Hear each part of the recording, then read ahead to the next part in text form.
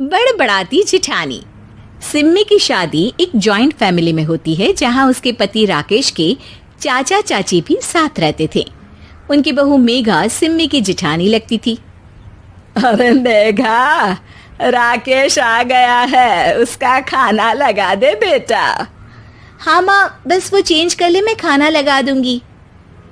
सबके कमरे में जाने के बाद सिम्मी और राकेश साथ खाना खाते हैं, जिसे देखकर मेघा को जलन होने लगती है। अरे सिम्मी, हमारे घर में पति के साथ खाना खाने का रिवाज नहीं है, तुम्हें राकेश ने बताया नहीं क्या? सिम्मी मुस्कुराकर वहां से चली जाती है कि मेघा सिम्मी की सास के पास जाती है। अरे चाची जी, राकेश भैया तो सीधे हैं, कछु नहीं बोलते, कछु नहीं समझते, लेकिन आप तो सयानी है ना। अब देखिए, साथ बैठकर खाती है भैया के, कुछ झूठा मीठा उसका भैया के पेट में चला जाए तो सिम्मी को तो पाप लगेगा ना, पाप। सिम्मी मेघा की बात सुन लेती है लेकिन कुछ नहीं बोलती। अगले दिन, सिम्मी, मैं मुंबई जा रहा हूँ, तुमको चलना है तो साथ चलो। मेघा राकेश की बात सुनती है और सीधे सिम्मी की सास के पास जाती है।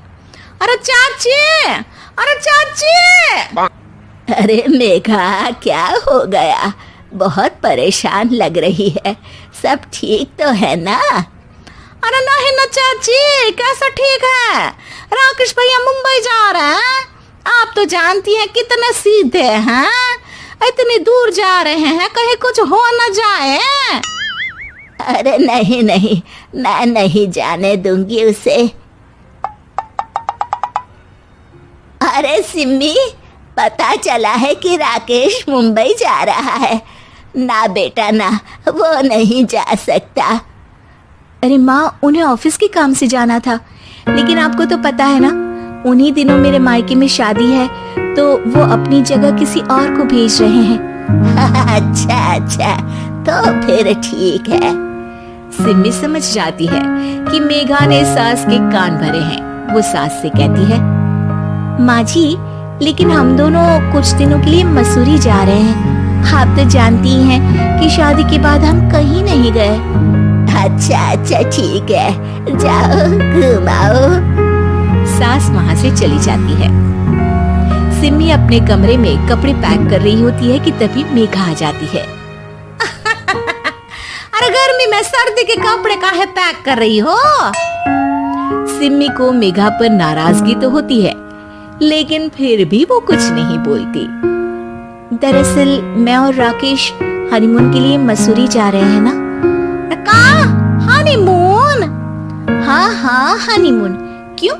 हनीमून के लिए तो पति पत्नी ही जाते हैं ना, तो मैं और राकेश जा रहे हैं। मेघा भागकर सिम्मी की सास के पास जाती है। अरे चाची, सच में तुम लोगों जितना सीधा परिवार तो मैंने देखा ही नहीं है।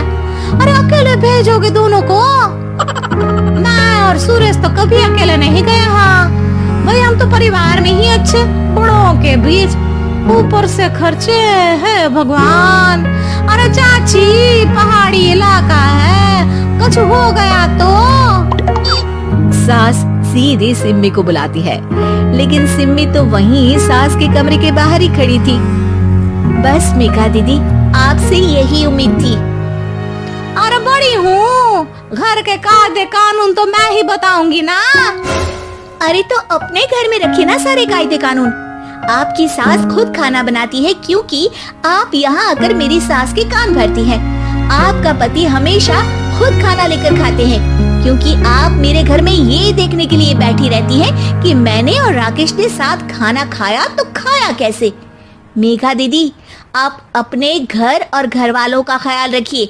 मेरे घर में ज्यादा घुसने की जरूरत नहीं है, और हाँ, मैं अपने सास और पति को संभाल लूंगी। मेघा चिल्लाती हुई वहां से चली जाती है, जिसकी आवाज सुनकर राकेश वहां आ जाता है। सिम्मी, मैंने तो तुम्हें पहले ही अपने घर का माहौल बता दिया था। हाँ राकेश, तुम्हारे घर का माहौल बहुत अच्छा है, लेकिन बाहर से कुछ लोग आकर इसे खराब करना चाहते हैं, जो मैं नहीं होने दूंगी।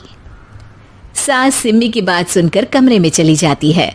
सिमी और राकेश घूमने जाते हैं और जब वापस आते हैं तो दरवाजे में मेघा और उसके पति खड़े होते हैं, वो भी सामान लेकर। अब छोटे मर्यादा तोड़कर घूम रहे हैं तो हम काहे नहीं। अरे भाभी, तो आपको किसने मना किया है? वैसे भी 4 दिन की जिंदगी है, दूसरों के घर में ताक झाक करके बिताने से अच्छा हो मौज करके ही बिताओ।